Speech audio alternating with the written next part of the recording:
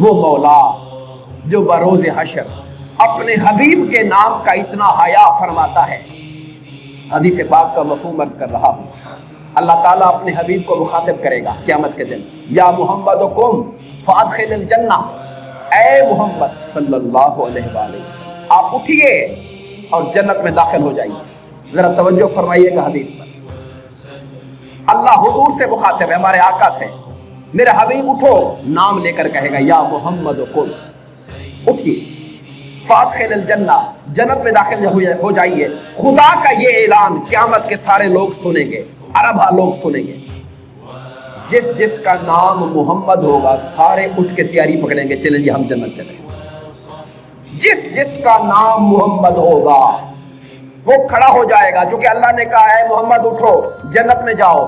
جس جس کا نام محمد ہوگا اٹھ کے کھڑا ہو جائے گا۔ ملائکہ کہیں گے او بھائی آپ کو نہیں کہا، مصطفیٰ کریم سے کہا ہے۔ خدا فرمائے گا میرے حبیب کے نام کی نسبت کے ساتھ کھڑے ہوئے کسی کو نہ روکو، ساروں کو جنت میں داخل ہونے دیا جائے۔ خدا کی رحمت اور اس کا حیا گوارا نہیں کرتا، حبیب کے نام کے بھولیکے میں کھڑا ہو گیا ہے، کوئی بات نہیں، ہماری جنت میں کوئی کمی رہ جائے گی اگر یہ بھی چلے جائیں گے جنت کے اندر۔